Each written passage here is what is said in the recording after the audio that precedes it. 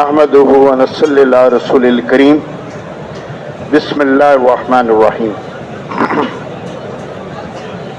بس میرے بھائی بزرگوں دوستو، دنیا کی زندگی بہت مختصر ہے، عارضی ہے اور ایک دن ختم ہونے والی ہے۔ یہاں کی کوئی چیز دائمی نہیں۔ آج کا صحت مند کل کا بیمار ہے، آج کا جوان کل کا بوڑھا ہے، آج کا مالدار کل کا غریب ہے۔ موت کے بعد جو زندگی آنے والی ہے وہ ہمیشہ ہمیشہ کی ہے، نہ ختم ہونے والی ہے، دائمی ہے۔ وہاں جو شخص کامیاب ہو گیا اس کے بعد ناکامی نہیں، اور خدا نہ خواستہ کوئی ناکام ہو گیا تو اس کے بعد کامیابی نہیں۔ وہاں کی جوانی کے بعد بڑھاپا نہیں، وہاں کی صحت کے بعد بیماری نہیں۔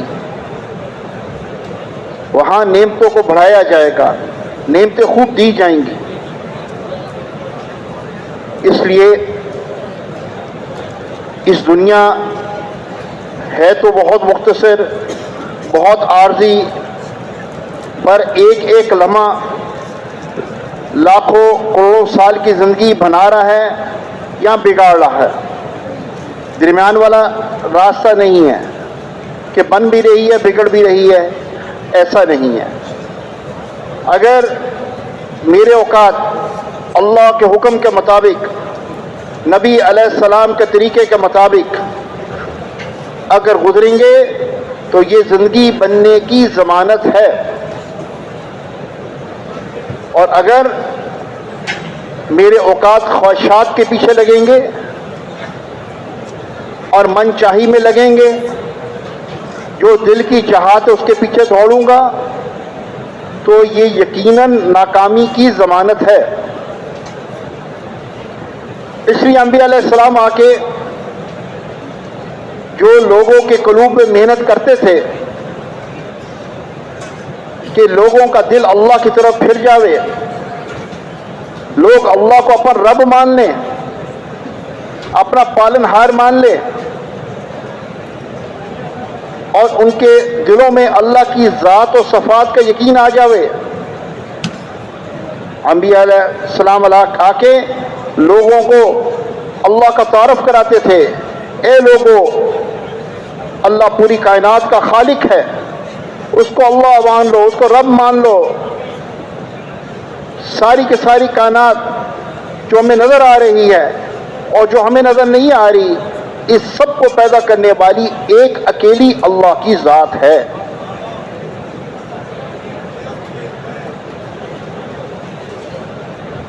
آج انسان چند فٹ کی چھت بناتا ہے تو ستونوں کا سہارا لیتا ہے، اس چھت کو سہارا دیتا ہے ستونوں کا کہ وہ چھت کھڑی ہو جائے۔ میرے اللہ نے آسمان کی اتنی بڑی چھت بنا ڈالی، ایک بھی ستون کا سہارا نہیں لیا، اور پھر ایک چھت نہیں، ایک پہ دوسرا آسمان، دوسرے پہ تیسرا، تیسرے پہ چوتھا، اوپر تلے 7 آسمان تن ڈالے۔ آتا ہے نگاہ اٹھا کے دیکھو تو اللہ کی اس چھت میں کوئی نقص نہیں پاؤ گے۔ انسان جو چھت بناتا ہے اس میں نقص بھی نکل آتا ہے، لیکن اللہ نے ایسی آسمان کی چھت بنائی جس میں نقص نہیں کوئی، ہر طرف پانی پانی۔ جہاں بیت اللہ ہے یہاں سے بلبلہ اٹھا اور زمین پانی میں بچھنی شروع ہوئی، زمین ہل رہی تھی پانی کے اوپر۔ پھر اللہ نے پہاڑوں کے کیلوں کو، پہاڑوں کے میخوں کو اس زمین پہ گاڑ دیا، اس زمین نے ہلنا بند کر دیا۔ اللہ نے اپنی قدرت سے اس زمین کے فرش کو بچھایا، پانی پہ بچھایا، اور پھر اس کو پہاڑوں سے ٹھہرایا۔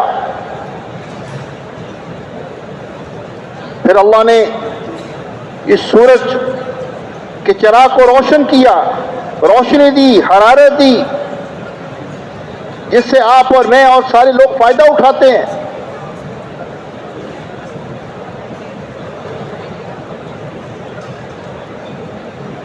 اور اس زمین و آسمان میں جتنے خزانے ہیں اللہ نے اس میں دفن کیے، تو ساری کے ساری کائنات کی ساری کے ساری چیزوں کو بنانے والی ایک اکیلی اللہ کی ذات ہے، سارے انسانوں کو پیدا کرنے والی اللہ کی ذات ہے، ساری مخلوقات کو پیدا کرنے والی اللہ کی ذات ہے۔ اللہ اکیلے خالق ہیں پوری کائنات کے۔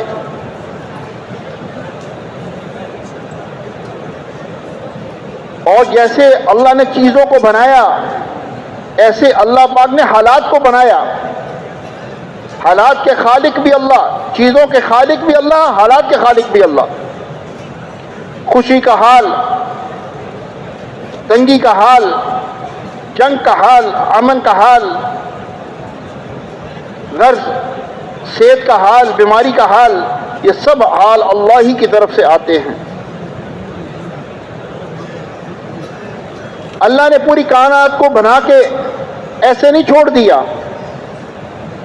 بلکہ اللہ پاک پوری کائنات کے مالک بھی ہیں، ساری مخلوق کے مالک ہیں۔ ایک ایک چیز میرے اللہ کے قبضے میں ہے، ایک ایک چیز میرے اللہ کی گرفت میں ہے، اللہ کے حکم کے تابع ہے۔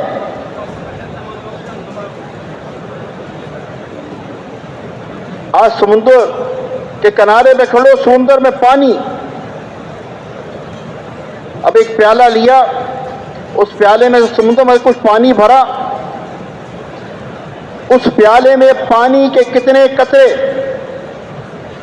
آپ کے لیے اور میرے لیے گننا مشکل۔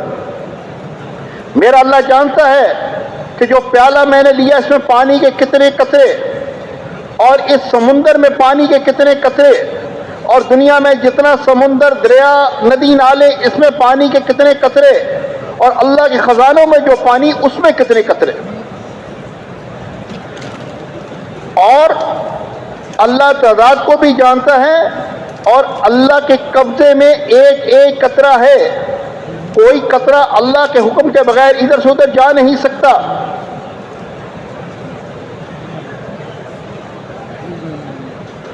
سمندر سے پانی بخارات بن کے اڑنا، پھر بادل کی شکل میں پہاڑوں سے ٹکرانا، اور پہاڑوں سے بارش بن کے برسنا، اور ندی نالوں میں آنا، ندی نالوں سے دریاؤں میں، نہروں میں،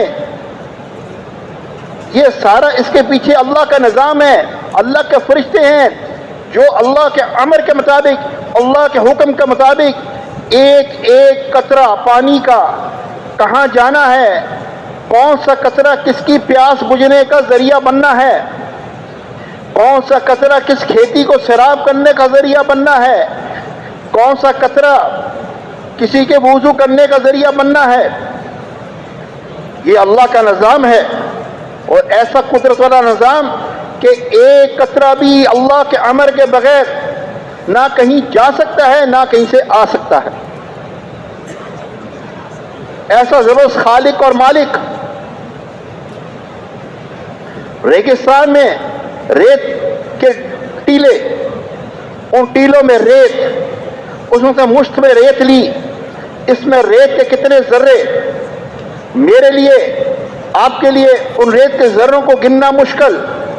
میرا اللہ جانتا ہے کہ اس پورے ریگستان میں ریت کے کتنے ذرے، اور پوری دنیا میں جتنے ریگستان ان میں ریت کے کتنے ذرے، اور اللہ پاک اس کو بھی جانتا ہے کہ اللہ کے خزانوں میں جو ریت ہے اس میں کتنے ذرے۔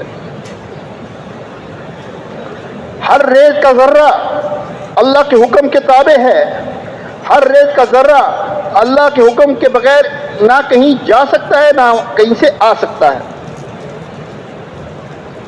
کسان بیج پھینک کے آتا ہے، کسان بیج پھینک کے آتا ہے، اب بیج کی ایک طرف سے جڑ اگتی ہے اور دوسری طرف سے تنا نکلتا ہے، اب اس بیج کو, اس کھیتی میں پھینکے ہوئے بیج کو, ان سینکڑوں ہزاروں لاکھوں بیج کو کون سیدھا کرتا ہے کہ جڑ کی جگہ کو نیچے اور جو شاخ کی جگہ اس کو اوپر؟ یہ اللہ اپنی قدرت سے, اللہ کا امر ہے پیچھے. پھر سخت زمین میں سے ننھی سی کونپل کون اگاتا ہے, اور اس ننھی سی کونپل سے تنا اور درخت کون پیدا کرتا ہے؟ وہ درخت کی شاخیں, شاخوں پہ پتے, پتوں پہ پھول, پھول پہ پھل, کھٹے میٹھے رس کون پیدا کرنے والا ہے؟ ایک اللہ کی ذات ہے. تو جہاں اللہ پوری کائنات کا مالک اور خالق ہے, وہاں اللہ پوری کائنات کا مالک بھی ہے.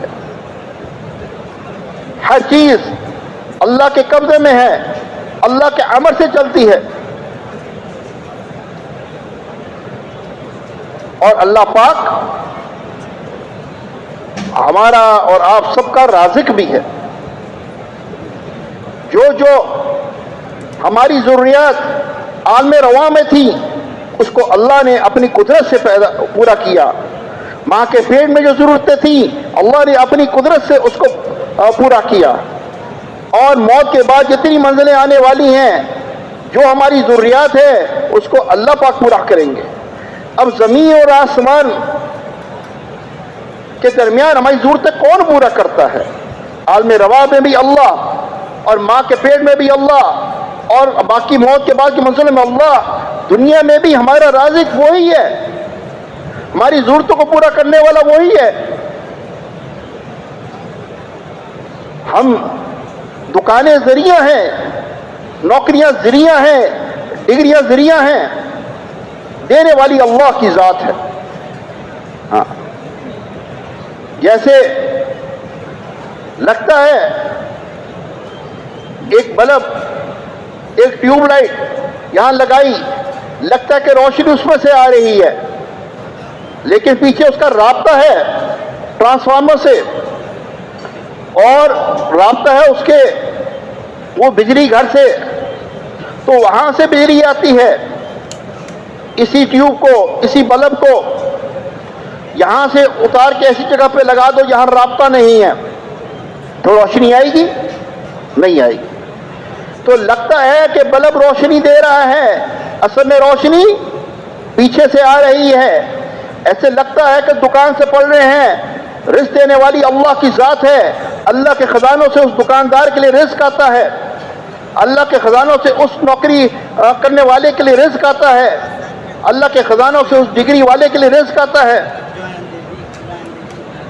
میرے بھائی بزرگوں دوستو, ہمارا یقین اللہ کی ذات اور صفات میں آ جاوے کہ اللہ پاک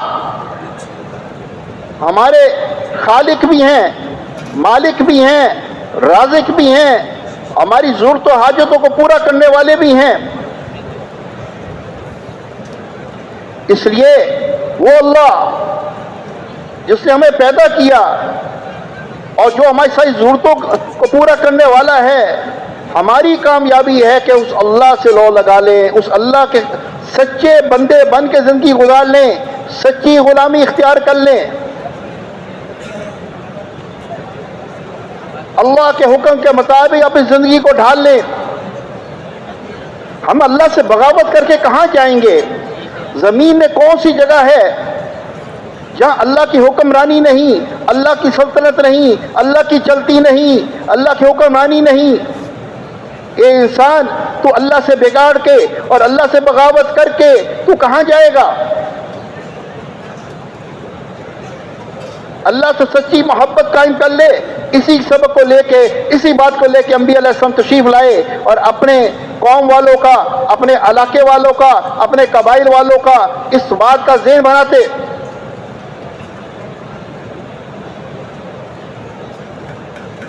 انبیاء علیہ السلام جو تھے وہ آس پاس کے نقشوں پہ محنت نہیں کرتے تھے بلکہ انسانوں کے قلوب پہ محنت کرتے تھے کہ اگر ان انسانوں کے دلوں میں اللہ کی ذات اور صفات کا یقین صحیح طرح آ گیا تو یہ انسان جو ہے یہ بن جائے گا، اس کے جسم سے نکلنے والے اعمال ایسے ہوں گے جو اللہ کو راضی کریں گے اور اس سے پوری دنیا میں خیر کے برکت کے فیصلے آئیں گے۔ لیکن انسان کا یقین بگڑ گیا اور یہ اعمال والا نہ ہوا، یہ خواہشات کے پیچھے چلا، تو پھر یہ انسان کے جتنے نقشے ہیں یہ اس کے نقصان کا ذریعہ بنیں گے، ان نقشوں سے فائدہ نہیں اٹھا سکے گا۔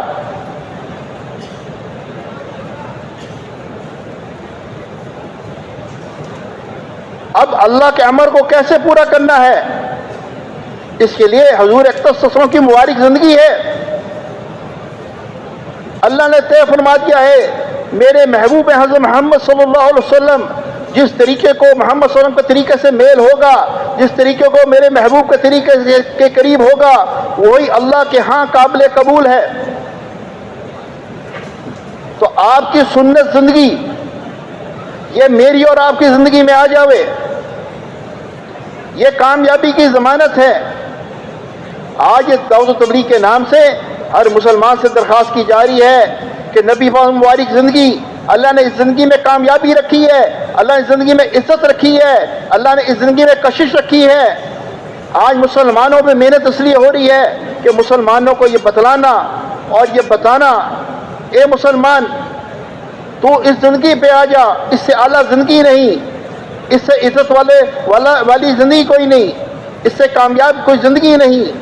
اگر تیری زندگی نبی واسم زندگی سے میل کھا گئی تو یقیناً کامیاب ہے، یقیناً کامیاب ہے۔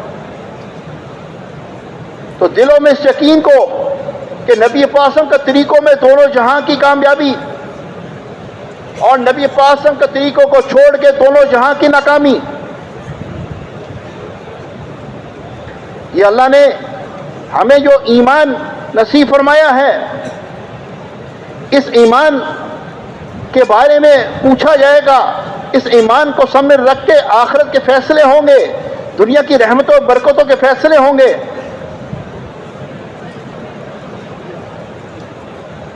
جیسے اللہ نے اس کائنات کو بنایا، پھر ایک دن سور پھونکا جاوے گا، اور جب سور پھونکا جاوے گا تو اللہ پاک ان انسانوں کو ختم فرمائیں گے، یہ جانداروں کو ختم فرمائیں گے،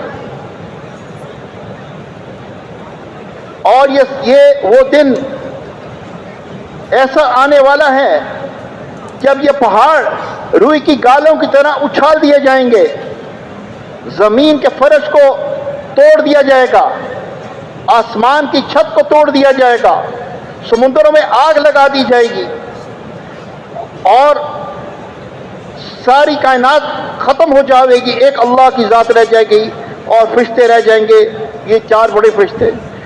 اللہ سب انسان ختم ہو گئے، ہم رہ گئے اور تیری ذات رہ گئی۔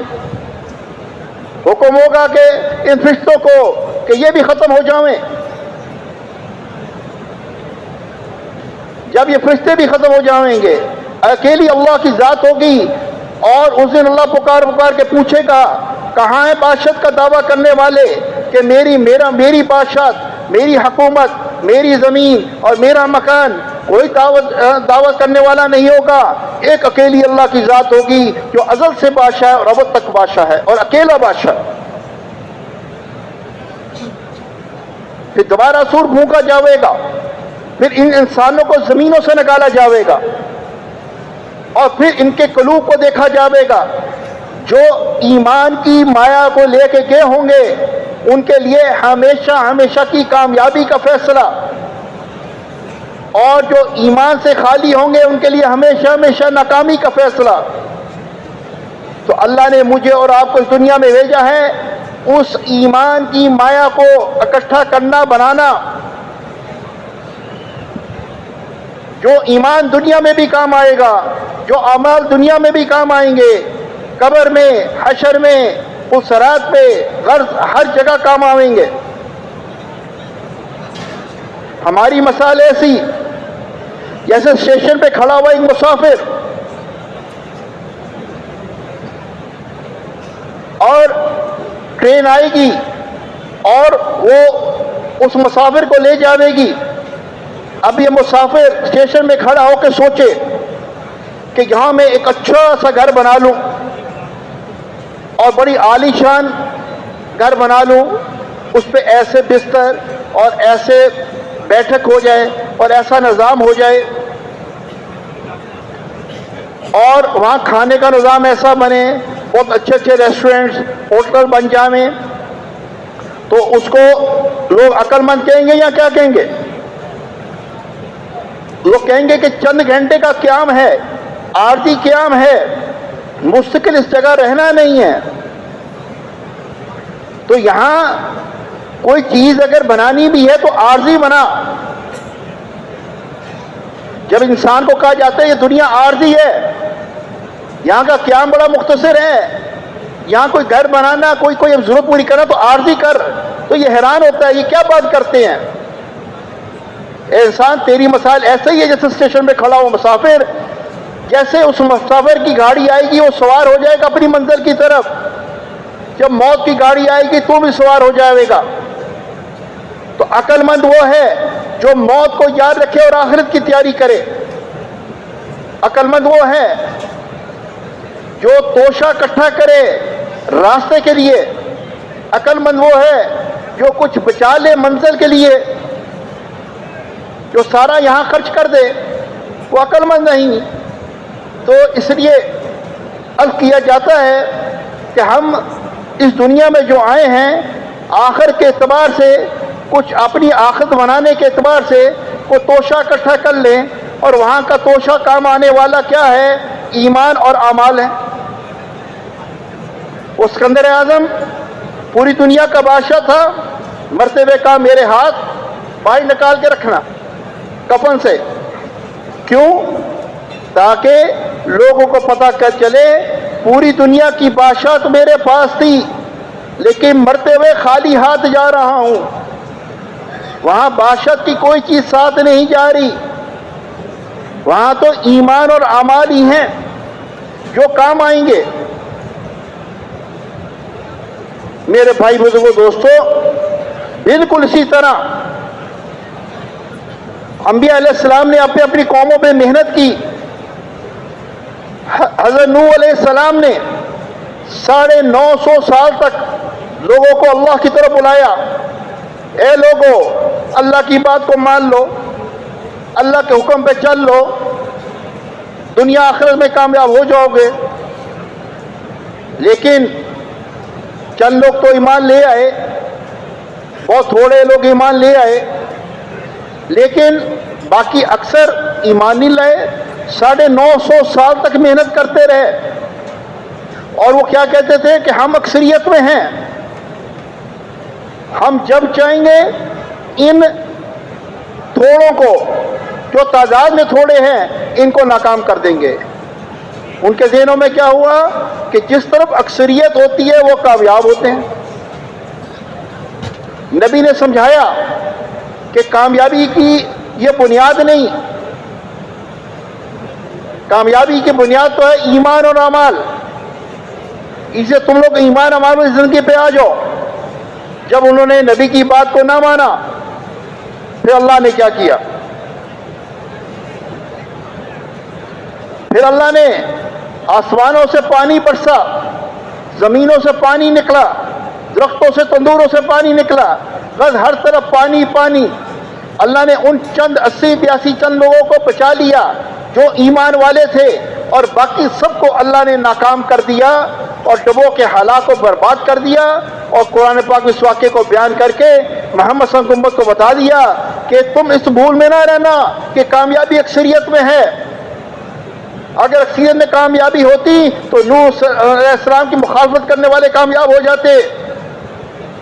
کامیابی تو ایمان اعمال والوں کے ساتھ ہے. جو قرآن پاک میں یہ قصے کہانیاں آتے ہیں یہ آپ کو اور میرے لیے ہیں, ہم اس سے سبق لیں, اس سے سمجھیں.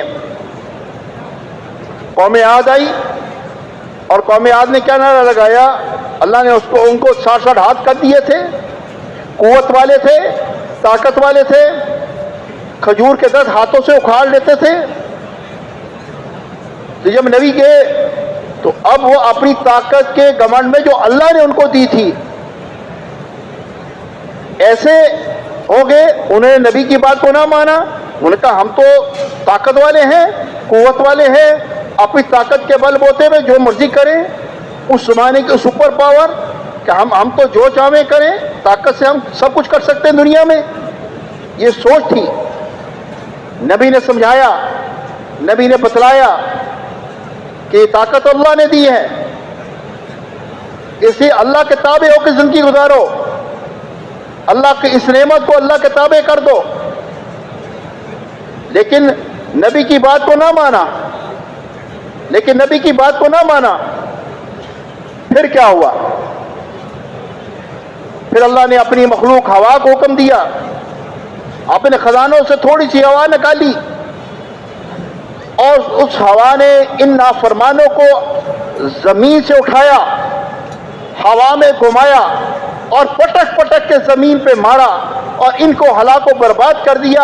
اور صبح ایسے پڑے ہوئے جیسے کٹے ہوئے تنے پڑے ہوتے ہیں.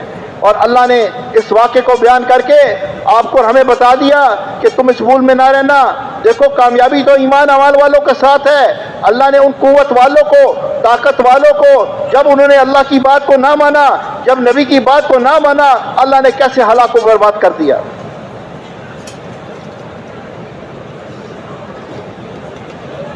قوم سمود آئی, انہوں نے کہا کہ پہلی قوم تو ہوا سے ہلاک ہو گئی, اب ہم بڑے سمجھدار لوگ ہیں, اب ہم پہاڑوں میں کھود کھود کے گھر بنائیں گے, پہاڑوں میں کھود کھود کے گھر بنائیں گے اور محفوظ گھر بنائیں گے تاکہ ہوا, آئندہ ہوا آئے تو کوئی بگاڑ نہ سکے. ان کی نگاہ اس پہ نہیں گئی کہ یہ عذاب آیا کیوں, کہ انہوں نے اللہ کی عذاب کو چھوڑا, انہیں نبی کی بات کو نہ مانا, بلکہ انہوں نے اپنی عقل کے گھوڑے دوڑائے اور وہ پہاڑوں میں کھود کھود کے گھر بنائے. اللہ نے نبی کو بھیجا, نبی نے سمجھایا. اللہ کبھی اس قوم پہ عذاب نہیں لاتے جب تک اس قوم تک اللہ پاک کسی نبی کو سمجھانے کے لیے نہیں بھیجتے. سمجھانے والا ہر قوم کی طرف بھیجتے ہیں. جب نبی کی بات کو نہ مانا, پھر اللہ نے کیا کیا؟ پھر اللہ نے اپنے ایک فرشتے کو حکم دیا کہ چیخ مارو. وہ فرشتے نے چیخ ماری. اس چیخ سے ان نافرمانوں کے, ان اللہ کے حکم کو چھوڑنے والوں کے, ان نبی کی بات نہ ماننے والوں کے محفوظ گھروں میں بیٹھے ہوئے کلیجے پھاڑ دیے, اور اللہ نے ان کو ہلاک و برباد کر دیا. اور اللہ نے بتا دیا کہ ہم جب ہلاک کرنے میں آویں تو تمہارے محفوظ گھروں میں بٹھا کے تم کو ہلاک و برباد کر دیں.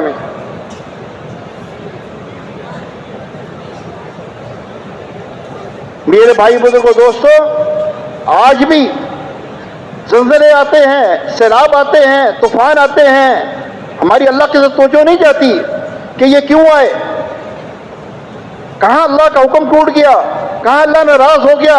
ہم اللہ کو راضی کریں, مسجدوں کو آباد کریں, دین کو جاری و ساری کریں تاکہ اللہ کا عذاب نہ آئے, طوفان نہ آئے, سیلاب نہ آئے, زلزلے نہ آئے. ہماری نظریں بھی کچھ کہیں اور طرف جاتی ہیں. جیسے کہ ایک دفعہ ایک ملک میں جانا ہوا تو وہاں زلزلہ آیا کچھ سال پہلے, تو انہوں نے عمارتیں بنائی ہوئی. تو وہاں کے لوگ بتا رہے تھے کہ ہمارے یہاں کے جو سائنسدان ہیں یا عمارتیں بنانے والے ہیں, انہوں نے ایسی عمارتیں بنائی ہیں کہ اتنی شدت تک زلزلہ آئے گا تو یہ عمارتیں گریں گی نہیں. تو ان کی عقلیں کہاں گئیں؟ وہ اللہ جو اس شدت کا, اس سے زیادہ شدت کا زلزلہ بھی تو بھیج سکتا ہے. تو اس اللہ کو راضی کر لو کہ وہ زلزلہ بھیجے نا. تو اسی لیے یہ جب وہ ہلاک ہو گئے تو اللہ نے بتلا دیا کہ کامیابی تو ایمان اور اعمال والوں کے ساتھ ہے. قوم سبا آئی, پانیوں کے بند باندھے، بڑے بڑے ڈیم بنوائے، اور اس پہ فخر کرتے تھے کہ ہم نے دیکھو ایسا ڈیم بنا دیا اور ہم نے ایسی پانی کو اکٹھا کر لیا۔ اللہ نے نبی کو بھیجا، نبی نے سمجھایا کہ اللہ کے احکامات کے مطابق آ جاؤ۔ وہ اس پانی سے کھیتیوں کو سیراب کرتے، باغات کو سیراب کرتے، ان کے باغات ایسے زرخیز کہ اگر کوئی مسافر گزر جاتا تو اس مسافر کو توشے کی ضرورت نہ پڑتی، سر پہ کو ٹوکرا رکھ کے گزر جاتا تو پھل خود گرتا رہتا، ٹوکرا بھر جاتا۔ اللہ نے ایسی زرخیزی دی تھی، لیکن اللہ کا شکر ادا نہ کیا، اللہ کی ناشکری کی، اللہ کی اطاعت نہیں کی، اللہ کے نبی کی بات کو نہ مانا۔ اور ایک جگہ سے پھر زیادہ اللہ نے نبیوں کو بھیجا، سمجھایا، جب نہیں سمجھے پھر اللہ نے اپنی مخلوق چوہے کو حکم دیا۔ چوہوں نے ڈیموں میں سوراخ شروع کیے، اور وہ بند جو انہوں نے اپنے نفع کے لیے باندھے تھے وہ بند ختم ہو گئے، برباد ہو گئے، سوراخ ہو گئے، ان میں پانی نکلا اور ساری ان کے باغات برباد، بستیاں برباد، سب کچھ تباہ ہو گیا۔ اور اللہ نے بچایا کن کو؟ ایمان اور اعمال والوں کو۔ فرعون، حضرت موسیٰ علیہ السلام فرعون کے پاس گئے، یہ فرعون ایک اللہ کی بات کو مان لے، اللہ کے حکم کو مان لے، لیکن فرعون نعوذ باللہ اپنے آپ کو رب اعلیٰ کہتا تھا کہ یہ آسمان میری مرضی سے چلتا ہے، زمین میری مرضی سے چلتی ہے، کہ سورج میری مرضی سے نکلتا ہے۔ حضرت موسیٰ علیہ السلام نے اللہ کی طرف بلایا، دشمن ہو گیا آپ کا کہ میری بادشاہ چھیننا چاہتا ہے، میری سلطنت کو چھیننا چاہتا ہے، آپ کے اور آپ کی قوم بنی اسرائیل کے خلاف ہو گیا۔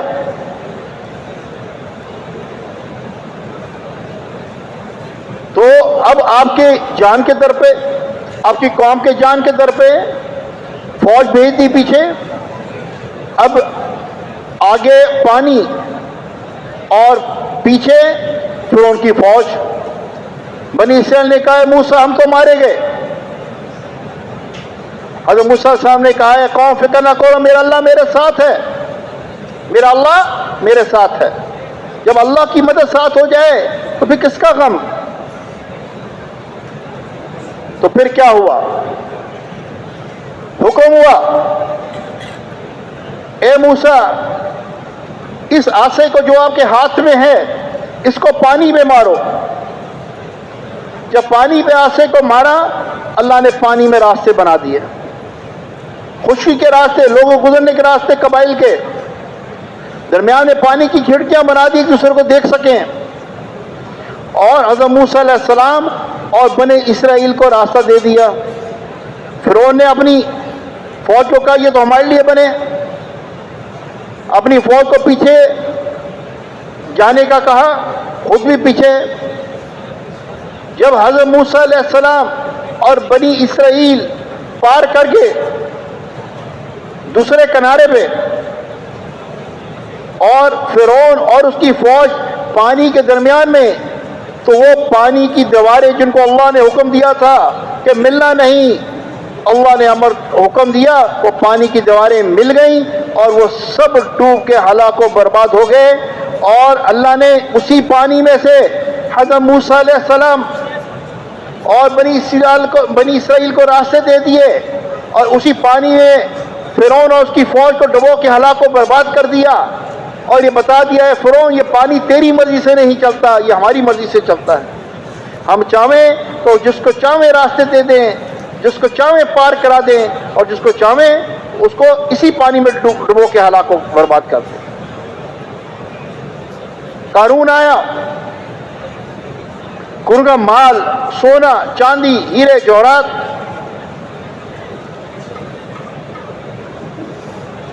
اب موسیٰ علیہ السلام نے اس کو دعوت دی، اس نے کہا کہ یہ تو میرا مال چھیننا چاہتے ہیں، الٹا آپ پہ تہمت لگا دی۔ پھر اللہ نے قارون کو خزانوں سمیت زمین میں دھسایا اور قیامت تک کہتے دھستا رہے گا. اللہ نے اس کو ذلیل کرنے میں، ناکام کرنے میں اس کے خزانے لیے نہیں.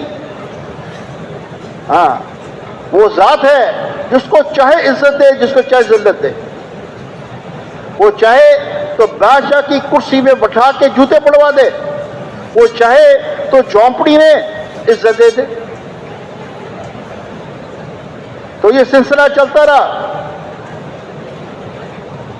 آخر میں حضور اقدس صلی اللہ علیہ وسلم تشریف لائے. آپ جب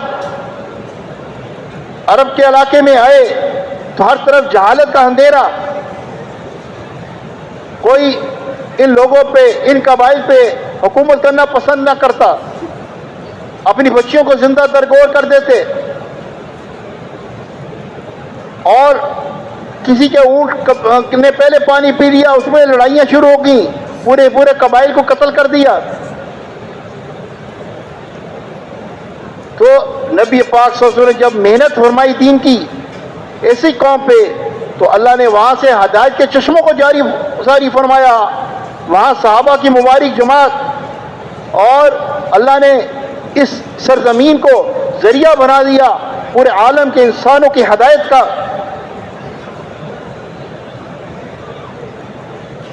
اس لیے میرے بھائی بزرگوں دوستو، انبیاء علیہ السلام کی محنت، یہ تبلیغ والی محنت وہی محنت ہے. کیسے ایمان ہمارے زندگی آ جاوے. آج یہ سنت زندگی اگر مسلمان کی زندگی میں ہوگی، اور اس زندگی کو لے کے یہ پوری دنیا میں جہاں بھی جائے گا، جس شہر میں، جس ملک میں، جس علاقے میں، اس کی زندگی کو دیکھ کے لوگ ہدایت میں داخل ہوں گے. اللہ نے سنت زندگی میں کشش رکھی ہے.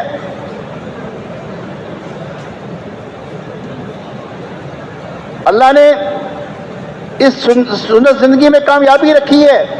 جیسے سورج کی روشنی آتی ہے، اور وہ روشنی جب صبح نکلتی ہے تو سورج کی کرن ہر گھر میں داخل ہو جاتی ہے. گھر میں کوئی کھڑکی ہو، روشن دان ہو، یہ روشنی جاتی ہے اور گھر میں داخل ہو جاتی ہے. بالکل اسی طرح جب ہدایت کا سورج نکلے گا تو دین اللہ کے احکامات یہ ہر گھر میں داخل ہوئیں گے. یہ سنت زندگی جب ہماری زندگی میں آئے گی، یہ لوگوں کے دلوں کو پھیرے گی اور لوگ ایمان میں داخل ہوئیں گے. لیکن مسلمان اگر ایمان ہماری زندگی پہ آ جاوے، اس لیے پوری دنیا میں مسلمانوں پہ محنت ہو رہی ہے، مسلمانوں پہ محنت ہو رہی ہے کہ مسلمان ایمان ہماری زندگی پہ آ جائے. اب اعمال میں سب سے اہم عمل نماز کا عمل ہے. آتا کہ نماز کے بارے میں اللہ سے ڈرو، نماز کے بارے میں اللہ سے ڈرو، نماز کے بارے میں اللہ سے ڈرو.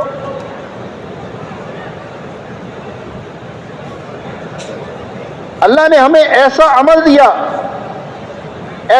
دیا اتنی قوت و طاقت والا. آج نماز کی طاقت اور قوت کو نہ جانا. جب نماز آئی تو صحابہ اتنے خوش ہوئے کہ ہمیں اللہ سے باتیں کرنے کا ذریعہ مل گیا، اللہ سے اپنی حاجتیں مانگنے کا ذریعہ مل گیا. صحابہ کی تربیت کیسی ہوئی کہ جب کوئی مشکل آئے، جب کوئی دقت آئے، جب کوئی تکلیف آئے، وضو کرو، نماز پڑھو، اللہ سے مانگو. وضو کرو، نماز پڑھو، اللہ سے مانگو. یہ مسلمان کی تربیت کی گئی. سب سے پہلے اللہ سے مانگو. بدر کا معرکہ،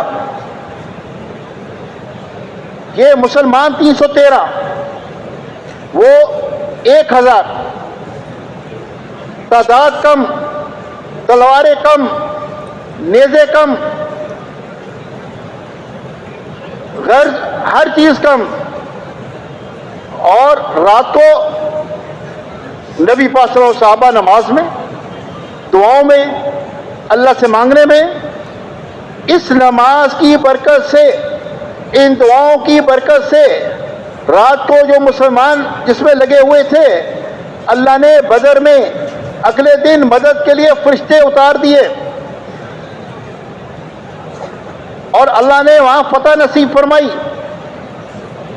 وہ نماز کی برکت سے مارکا جیتا. آج نماز کی طاقت اور قوت کو نہ جانا. آج ہم اس بات کو جانتے ہیں. ایٹم کو نہ آپ نے دیکھا نہ میں نے دیکھا, لیکن آتا ہے کبھی چند سال پہلے ایک ملک پہ گرا تھا تو اتنی طاقت والا بم, اتنے شہر تباہ ہو گئے, اتنے لوگ تباہ ہو گئے اور یہ ہو گیا. آج میں اور آپ ایٹم کی طاقت کو جانتے بھی ہیں, مانتے بھی ہیں, لیکن نماز میں کے عمل میں کیا طاقت, اس کے قیام میں کیا طاقت, اس کے رکوع میں کیا طاقت, اس کے سجدے میں کیا طاقت, 2 رکعت نماز میں کیا طاقت. آج اس عمل کی طاقت اور قوت کو نہ پہچانا. اللہ نے مسلمان کو ایسا عمل دیا کہ دنیا کے بڑے بڑے کام اس سے بنے. اللہ والوں نے اس کے ذریعے سے پورے علاقوں کو ہلا دیا.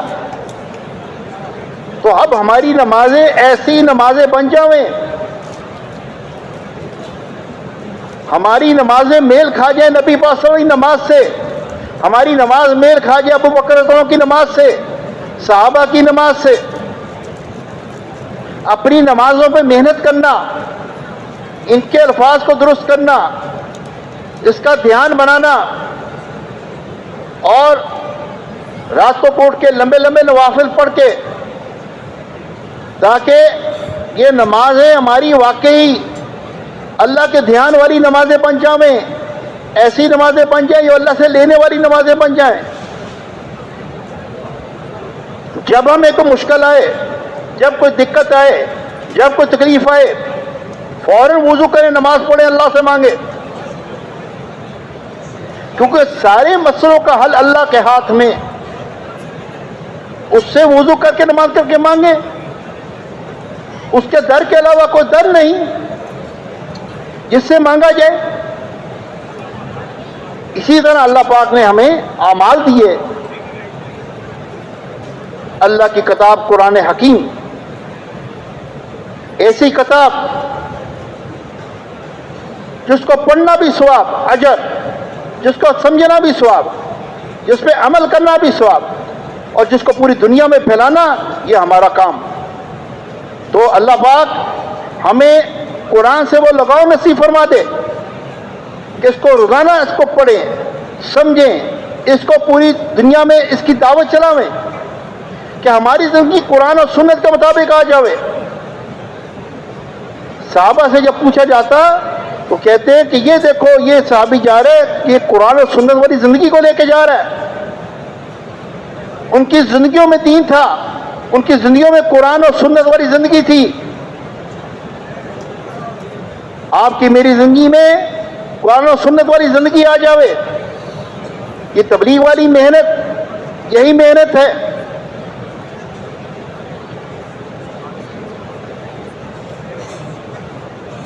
اللہ سے ہمارا تعلق بن جاوے, ہم وہ زندگی اللہ کو پیش کریں جو ہمارے رب کو پسند آ جاوے, جو ہمارے رب کو پسند آ جاوے.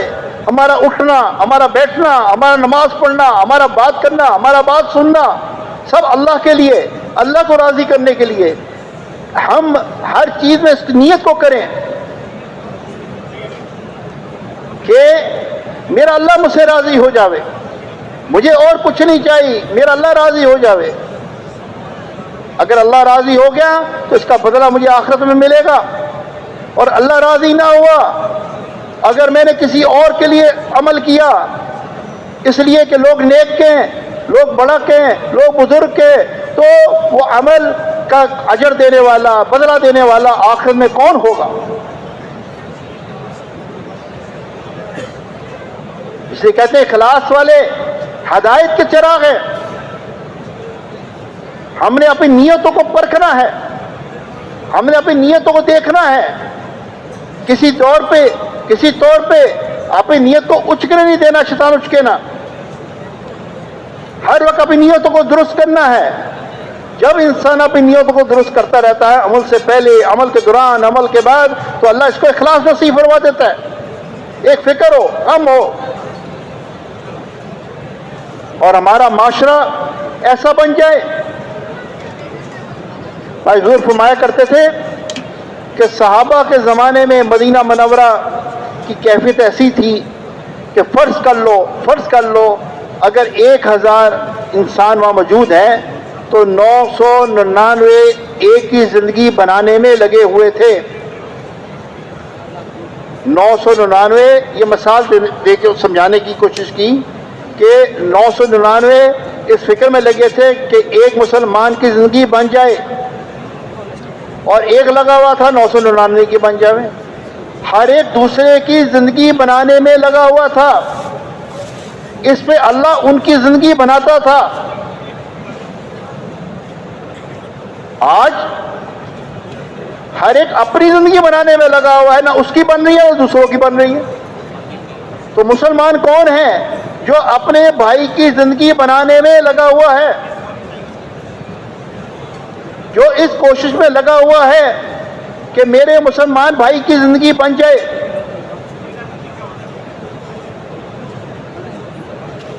ہمارے اخلاق، ہمارے معاملات جس معاشرے میں رہنا ہے، ہمارے معاملات صاف ہوں، ہمارے اخلاق صاف ہوں، ہم اس کی فکر میں ہر وقت ہوں کہ اپنے بھائیوں کا حق دینے والے ہوں۔ آج ایک طبقہ اٹھتا ہے تو کہتا ہے ہمارا حق نہیں دیا، دوسرا طبقہ اٹھتا ہے کہتا ہے ہمارا حق نہیں دیا۔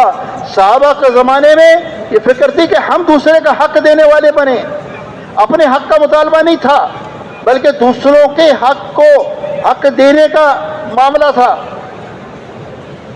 اس طرح زندگی جنت بن جائے گی، ہر ایک دوسرے کا خیال کرے۔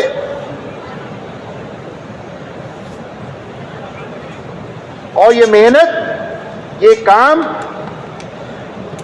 ہمارا یہ ایمان ہے کہ حضور اقدس صلی اللہ علیہ وسلم آخری نبی ہیں، آپ کے بعد کسی نبی نے آنا نہیں۔ آپ کی ختم نبوت کی وجہ سے آج امت کے ہر فرد، ہر مرد، ہر عورت، ہر بچہ، ہر بچی کو یہ کام ملا، خود بھی اللہ کے احکامات پہ چلیں، خود بھی نبی پاک صلی اللہ علیہ وسلم کے طریقے پہ چلیں، اور سارے دنیا کے انسانوں کو اس پہ چلنے پہ تیار کریں۔ یہ ہمارا کام ہے، ہماری محنت ہے۔ یہ کوئی رائن والوں نے یا کراچی والوں نے، کوئی تبلیغ والوں نے آپ کے ذمہ نہیں لگایا، یہ تو اللہ نے آپ کے ذمہ لگایا۔ تبلیغ والے، رائٹ والے آ کے تو آپ کو یاد دہانی کراتے ہیں، یہ تو ذمہ داری اللہ نے ہمارے ذمہ لگائی کہ پوری دنیا کے مسلمان اس محنت پہ آ جائیں۔ اس کی مثال ایسے ہے جیسے ایک گھر میں بڑا والد ہوتا ہے اور وہ جانتا ہے کہ بچوں کی ضرورتوں کو پورا کرنا اور بچوں کی ماں باپ کی ضرورتیں ہیں، بہن بھائی ہیں چھوٹے، ان کی ضرورتوں کو پورا کرنا میرے ذمہ ہے۔ اب وہ آدمی صبح صبح بارش ہو، دھوپ ہو، گرمی ہو، سردی ہو، وہ مزدوری کے لیے نکلتا ہے۔ اب کیا چیز اس کو نکالتی ہے گھر سے؟ یہ ذمہ داری، اس کے ذہن میں یہ ذمہ داری بیٹھتی ہے، اس کے دل میں یہ بات آتی ہے کہ پورے گھر کے جتنے یہاں لوگ رہ رہے ہیں ان کی ضروریات کو پورا کرنا شام تک میری ذمہ داری ہے۔ اس کے لیے کتنے گھنٹے مزدوری میں لگانے ہیں اس کو کوئی نہیں بتاتا، وہ خود سوچتا ہے کہ اتنے گھنٹے کام کروں گا تو اتنا ملے گا، مجھے 2 گھنٹے زیادہ کام کروں گا تو میرے گھر کی ضرورتیں پوری ہوں گی، وہ اس طرح سوچتا ہے۔ اسی طرح ہم نے سوچنا ہے کہ پورے عالم کے انسان ہدایت پہ آ جائیں، پورے عالم کے انسان اللہ کے احکامات پہ چلنے والے بن جائیں اور حضور اقتصام کے طریقوں پہ چلنے والے بن جائیں۔ یہ میری ذمہ داری ہے، یہ میری ذمہ داری ہے، میں نے اس ذمہ داری کو پورا کرنا ہے۔ اس کے لیے کتنا وقت دینا ہے اس کو میں سوچوں گا۔ تو یہ حضور اقتصام والی محنت اور کام یہ اللہ نے میرے اور آپ کے ذمہ کیا ہے. دین، اللہ نے ہمیں دین بھی دیا، اللہ نے ہمیں دین کو زندگیوں میں لانے کی محنت بھی دی. اللہ نے ہمیں دین دے کے ایسے نہیں چھوڑ دیا کہ دین دے دیا اب اس کو زندگیوں میں جس طریقے سے چاہو لے آؤ، ایسا نہیں. دین بھی دیا، دین کو زندگیوں میں لانے کی محنت بھی دی. تو اب ہمیں یہ محنت، تبلیغ والی محنت کیا ہے؟ یہ وہ محنت ہے جس سے دین ہماری زندگیوں میں آئے گا. اور جماعتیں بنا بنا کے جب ہم بستیوں میں جائیں گے تو جن بستیوں میں جائیں گے ان کو بھی یہ بتائیں گے کہ دیکھو ہمارے پاس لوگ آئے، انہوں نے بتایا، ہم نے دین کو سیکھنے کے لیے نکلے ہیں. ایسا نہیں کہ ہم سیکھے ہوئے ہیں، ہم سیکھنے کے لیے نکلے ہیں. ہم اسی لیے ہم آپ کے پاس بھی آئے ہیں. آپ بھی دین پہ چلو، آپ بھی اللہ کے راستے میں نکلو. یہ ذمہ داری آپ کی بھی ہے. جہاں تو خود ہوگا خود جائیں گے، جہاں تو خود نہیں ہوگا دوسروں کو تیار کر کے بھیجیں گے. میرے بھائی بزرگوں دوستو، یہ ذمہ داری ہے، یہ کام ہے. اس پہ اجر بہت بڑا ہے، اس پہ ثواب بہت بڑا ہے. لیکن اجر بھی لینا ہے، ثواب بھی لینا ہے، لیکن اپنی ذمہ داری سمجھ کے کرنا ہے. اپنی ذمہ داری سمجھ کے کرنا ہے کہ صحابہ نے اس کو کیا. اللہ ان کی قبروں کو نور سے بھر دے، کہہ کے نہیں کر کے دکھا گے. آج ان کی قربانیوں کی برکت سے ہمیں ماں کی گود میں کلمہ نصیب ہوا. اگر ہم یہ چاہتے ہیں کہ آنے والی نسلوں تک بھی یہ دین قائم رہے اور دین ان کی زندگی میں آوے، آج اس مجمع کو قربانیاں دینی ہوں گی. آج کے دور کے لوگوں کو قربانیاں دینی ہوں گی، اور اس کا بدلہ اللہ پاک آخرت میں دیں گے، اور ایسے دیں گے کہ اللہ خوش کر دیں گے. کیونکہ اللہ نے مجھے اور آپ کو اس کام کے لیے بھیجا ہے. اللہ نے اس کا بدلہ بہت بڑا رکھا ہے. اللہ نے اس کے بدلے میں جنت بہت بڑی رکھی ہے. اللہ نے اس کے بدلے میں انعامات بہت زیادہ رکھے ہیں. یہ کام ہم نے اپنی زندگی کا مقصد بنا کے کرنا ہے. یہ نہیں کہ وقت مل گیا تو کریں گے، وقت نہ ملا تو نہیں کریں گے. ہم اس کو دیکھیں کہ دین ہی ہماری نجات کا ذریعہ ہے، دین ہی ہماری کامیابی کا ذریعہ ہے، دین ہی ہماری دنیا آخرت کی عزت کا ذریعہ ہے.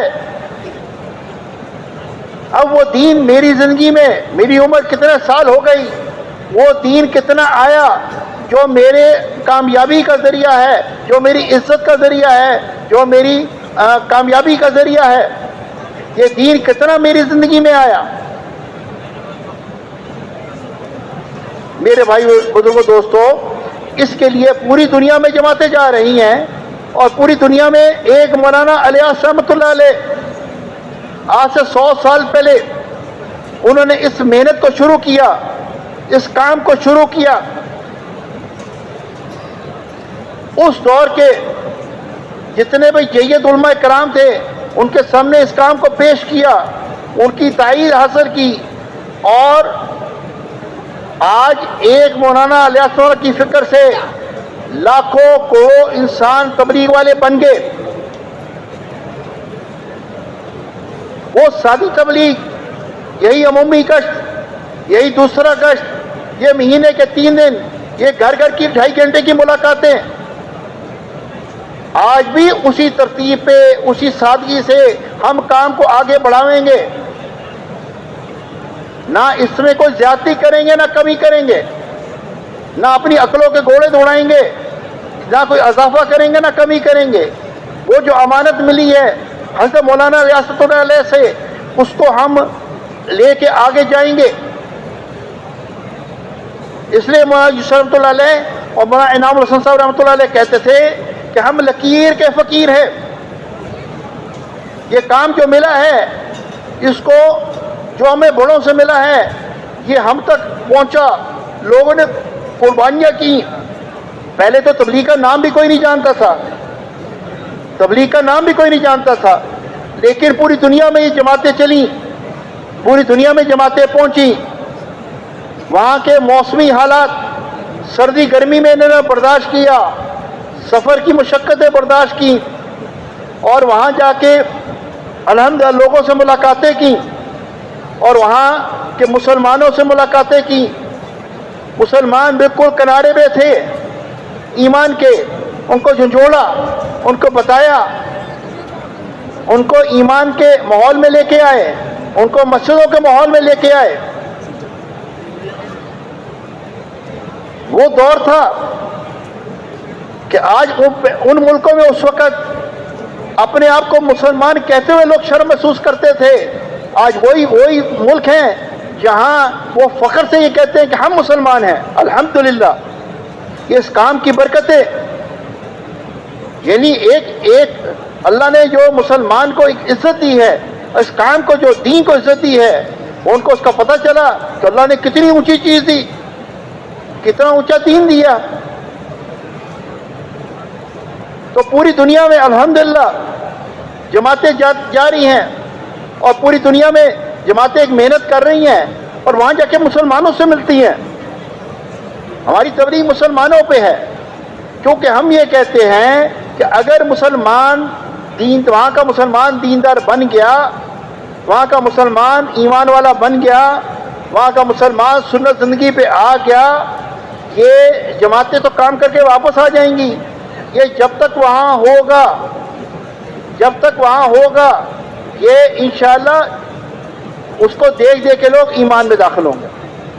یہ کاروبار کی طرف سے کسی سے ملے گا، یہ ملازمت میں ملے گا، اس کا اخلاق، اس کا اٹھنا بیٹھنا، اس کا چلنا پھرنا سارا دوسروں کے لیے دعوت ہوگا۔ اس لیے دور دراز کے ملکوں میں جماعتیں جاتی ہیں، مسلمانوں کو ڈھونڈتی ہیں، اور مسلمانوں کو کچھ وقت کے لیے تیار کرتی ہیں، اپنے ساتھ چلاتی ہیں، ان کو ایمان یقین کی بات سکھاتی ہیں، پھر ان کو جو تیار ہو جاتے ہیں ان کو 4 مہینے کے لیے یہاں لے کے آتے ہیں، تاکہ وہ مسلمان واقعی ایمان اعمال والا مسلمان بن جاوے۔ مسئلہ آج مسلمان کا ہے، آج مسئلہ مسلمان کا ہے۔ اس کی مثال ایسے دیتے ہیں ہمارے بزرگ کہ ایک بہت بڑا گھر ہے، اور اس گھر کا ایک دروازہ ہے، اور اس گھر کا نام اسلام ہے۔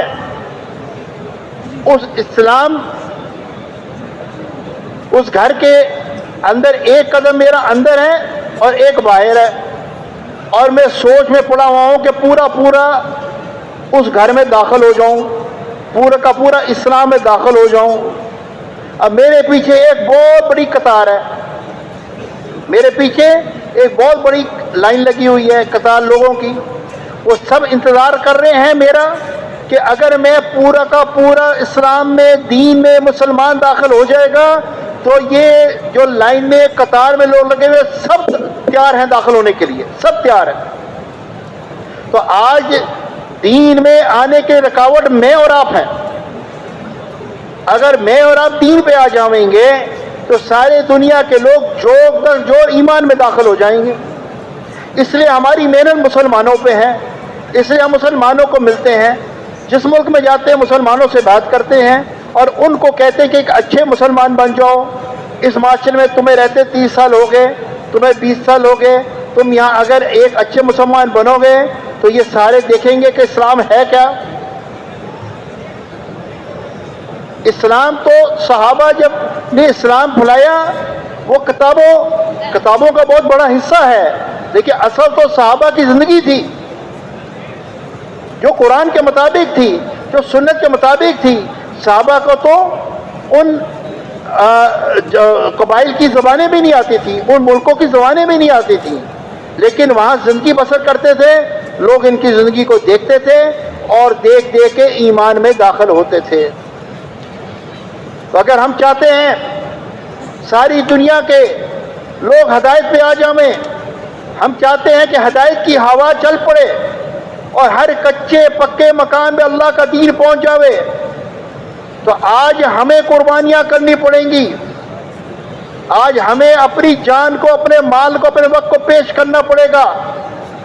آج ہمیں اپنے کاروباروں کو آگے پیچھے، اپنی نوکریوں کو، اپنے گھر بار کو ایک ترتیب و نظام بنانا پڑے گا، اور ہم اس کام کو ترجیح دیں گے.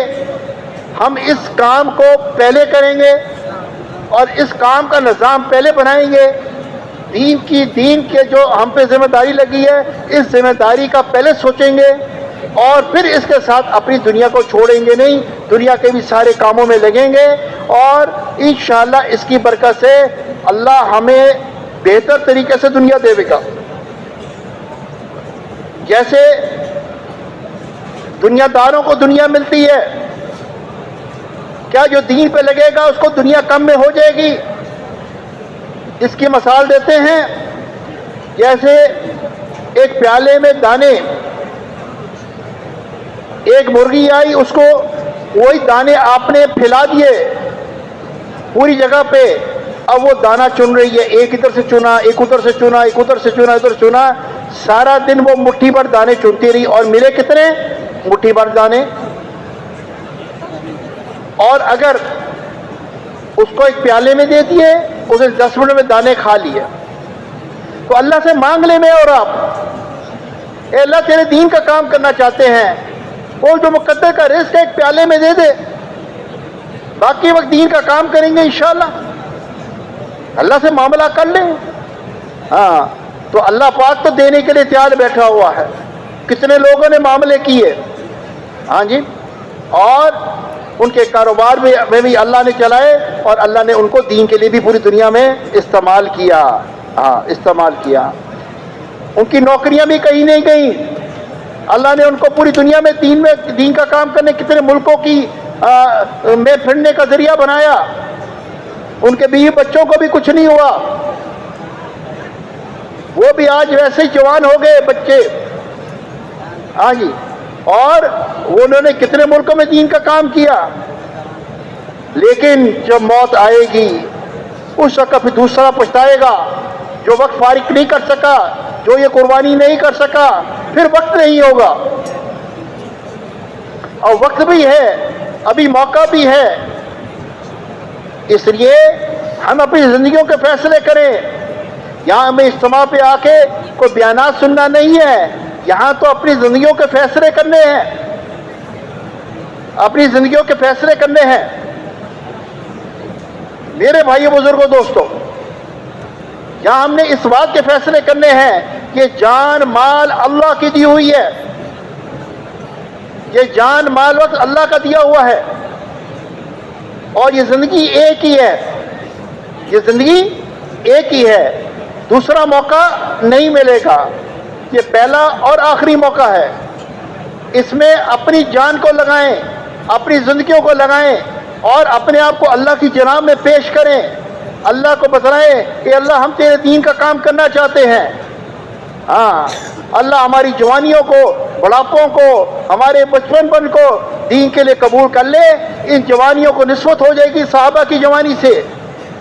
وہ حضرت ایوب انصاری 94 سال کی عمر ہے، 94 سال کی عمر ہے، اور بھاری جسم ہے، بیمار ہیں، اور کہتے ہیں کہ مجھے اللہ کے راستے میں لے چلو. حضرت آپ ساری عمر دین کا کام کرتے رہے، آپ ساری عمر دین کا کام کرتے رہے.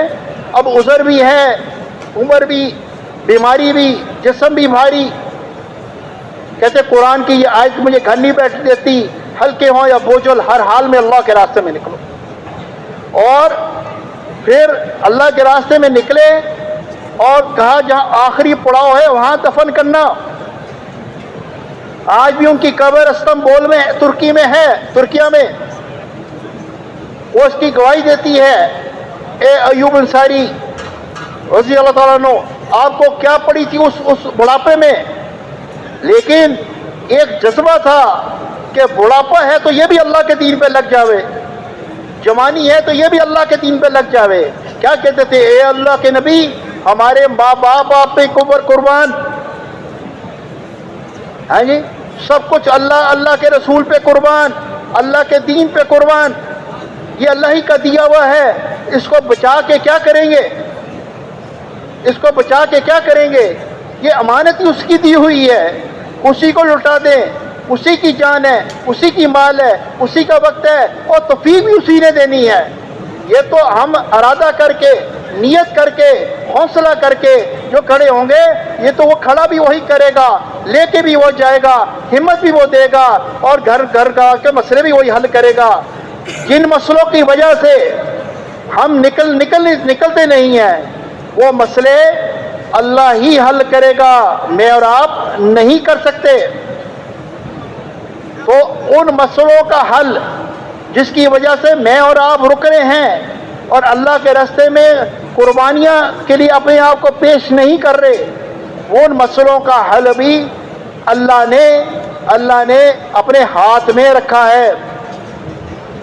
جب ہم کام کے لیے نکلیں گے، اللہ ہمارے تمام مسئلوں کو حل کرے گا، اللہ ہمارے تمام حاجتوں کو پورا کرے گا، اللہ ہماری تمام ضرورتوں کو پورا کرے گا، اور آخرت والے دن انشاءاللہ ہم ان محنت کرنے والوں کی صف میں کھڑے ہوئیں گے۔ تو اس کے لیے ہمت اور حوصلے سے یہ فرماؤ کہ کون کون ساتھی مجمع، گزارش ہے کہ بات مختصر کی، زیادہ لمبی بات نہیں کی، لیکن تشکیل کو پورا وقت ہو، بہت وقت وضو کے لیے، ضروریات کے لیے ہے، یہ 5-10 منٹ کی تشکیل نہیں۔ اب ہم کوشش کریں، آج اجتماع کا آخری دن ہے، ہمیں ایسی تشکیل وجود میں آ جائے کہ ہر ساتھی دعوت دینے والا بن جائے دوسرے کو، اور 4 مہینے چلے کی ہماری جماعتیں نکل جائیں۔ جو ساتھی اجتماع کے لیے آئے تھے ان کا آنا مبارک، اب یہاں سے چلے کے لیے 4 مہینے کے تیار ہو کے نکل جائیں اللہ کے راستے میں، تب تو فائدہ ہوگا۔ جم کے بیٹھو، اٹھو نہ، اس وقت جمو گے تو انشاءاللہ سینکڑوں لوگ چلے 4 مہینے کے نکلیں گے، اس سے اٹھو گے تو پھر نہیں ہوگا۔ تو اس کے لیے ہمت اور حوصلے سے اس اجتماع سے جو نکلے وہ بھی کھڑے ہو جاویں، اور جو ساتھی اب تیار ہو گئے وہ بھی کھڑے ہو جاویں، اور جو ابھی تیار نہیں ہوئے ٹائم میں دعوت دیں اور دوسرے کو تیار کریں، جب تک ہم مجمع کا مجمع انشاءاللہ تیار ہو جائے۔ ہمت اور حوصلے سے ارادے کریں۔ اللہ جزائے خیر عطا فرمائے۔ ماشاء اللہ۔